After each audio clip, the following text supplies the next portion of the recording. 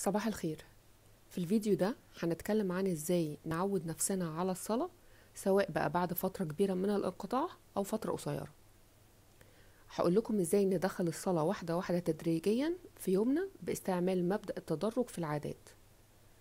مبدئيا خلينا نتفق الاول اننا مش بنتكلم عن عادة واحدة، احنا بنتكلم عن 5 عادات كل صلاة بعد لوحدها. كل صلاة ليها وقت معين لازم تنجز فيه، وكل صلاة ليها صعوبتها الشخصية الخاصة بكل واحد فينا. ممكن واحد تكون صلاة الظهر دي أسهل صلاة ليه لأنها مناسبة أكتر في جدوله اليومي، فمفيش مشقة قوي في إنجازها. وممكن واحد تاني تكون دي أصعب صلاة بالنسبة له. كلنا مختلفين عن بعض ومهامنا وروتيننا مختلف. مبدئيا كده أول حاجة لازم نفكر فيها واحنا بنظبط خطة الانتظام في الصلاة هي الهدف. ايه هو هدفك من الصلاة والانتظام في الصلاة؟ ولازم يكون هدف واضح وحقيقي ليك، وتكون فعلا فاهمه، مش بتردد اي هدف لنفسك وخلاص وحاسس ان هو ده الهدف اللي المفروض يكون هدفك، وانك تحاول تضحك على نفسك باهداف انت اصلا مش فاهمها. وخلينا نتفق ان اي هدف مهما كان هيوصلك انك تنتظم في الصلاة وتدخلها في روتين يومك بدون مشقة، ده هدف جامد جدا وقضى وظيفته. خلوني اقول لكم على هدفي الشخصي اللي ساعدني على الانتظام في الصلاة، وخد منه فكرة لنفسك او مثال.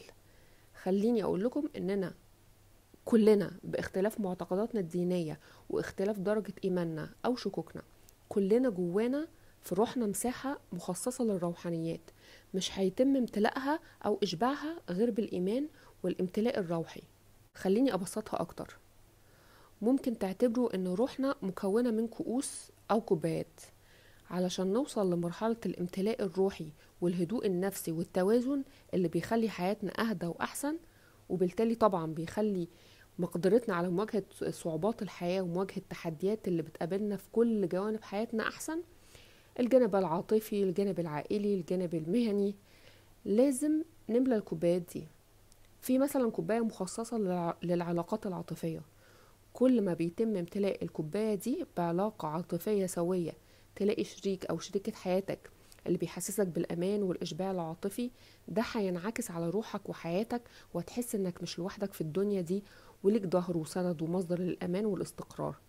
فتبدأ بقى تركز في جوانب حياتك الأخرى وانت أهدى وعلى استعداد أكبر لمواجهة تحديات الدنيا. كوباية الروحانيات بقى بتبقى كوباية أكبر وأعمق، وامتلاءها بيديك انعكاس أكبر على حياتك. وزي ما اتفقنا إن كلنا مهما كنا باختلاف معتقداتنا ودرجة إيماننا، جوانا الكوباية دي اللي محتاجة تتملي. كل واحد بيملاها بالطريقة اللي هو فاهمها وشايفها صح.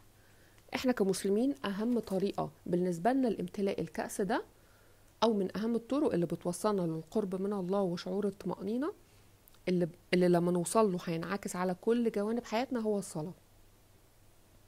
لما نبدأ نواظب على الصلاة ونبدأ نملى الكوباية بتاعة الروحانيات أكتر فأكتر، في معاني كتير أحلى وأعمق هنوصل لها، زي إن حب ربنا يملى كل قلبك وروحك.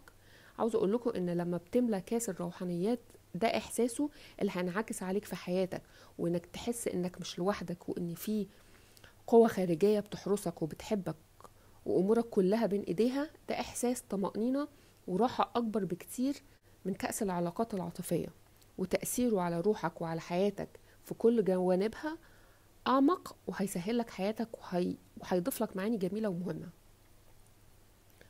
يلا بقى نتكلم عن طريقة الانتظام في الصلاة باستخدام مبدأ التدرج، اللي هو أحسن طريقة نفعت معايا ونفعت مع ناس كتير قوي أعرفها.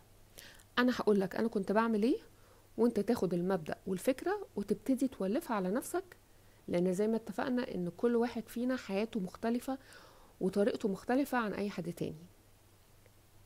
لكن مبدأ التدرج في العادات اللي احنا هنوظفه دلوقتي لتحقيق المواظبة على الصلاة، ده مبدأ في العموم أثبت نجاحه وكفاءته. مبدئيا أنا في الفيديو ده مش هتلاقيني بتكلم عن صلاة الفجر، لأن صلاة الفجر قصة لوحدها، بالذات للناس اللي بتبدأ من الصفر أو أصلا مش بيبقوا صاحيين في الوقت ده. فصلاة الفجر ممكن أعمل لها فيديو تاني لوحده، لأنها من وجهة نظري أنا صعب تدخل في روتيني من الأول، لكن يمكن ألحقها في مرحلة متقدمة.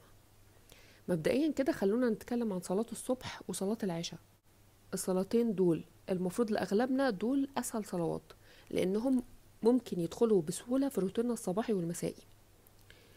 اللي أنا شخصيا كنت بعمله هو إني كنت بحدد كل أسبوع صلاة معينة، وهي دي اللي بركز عليها الأسبوع كله، ودايما ببدأ بالأسهل ليا في كل مرحلة.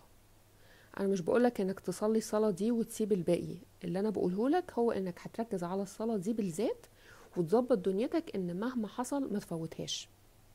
أنا بالنسبة لي كنت ببدأ بصلاة العشاء، وكنت بدخلها في روتيني بإن خلاص أول ما يومي يخلص وقررت إني خلاص هنام وأتوضى وأصلي وأدخل السرير. بعد أسبوع ببدأ أدخل تاني أسهل صلاة ليا وهي الصبح. ظبطت نفسي إني أصحى ربع ساعة بدري، وبرضو أول حاجة بعملها في يومي بعد ما بصحى هو إني بتوضى وأصلي، وبعدين بقى إيه أكمل باقي روتين اليوم، أشوف بقى يومي هيمشي إزاي، هبدأ ألبس وأنزل الشغل، هفطر كده يعني. عاوز أقول لكم إن عجلة ممارسة الروحانيات بتبقى محفزة وملهمة، بمعنى إنك هتلاقي القطر مشي على طول، وهتلاقي نفسك بتبقى متشوق ومتحمس إنك تدخل الصلاة اللي بعدها في حياتك. دلوقتي أنا خلصت صلاة الصبح والعشاء ودخلوا خلاص في روتين اليومي. ببدأ بعد كده أدخل صلاة المغرب اللي غالبا في معظم الأيام بيأذن وأنا في البيت، فبيبقى سهل إني أصليه. وكمان ساعات كنت بعمل حاجة ظريفة، كنت بظبط المنبه بتاع الموبايل إنه يرن قبل أذان العشاء بنص ساعة، بحيث إني لو ما كنتش صليت المغرب ألحق أصليه.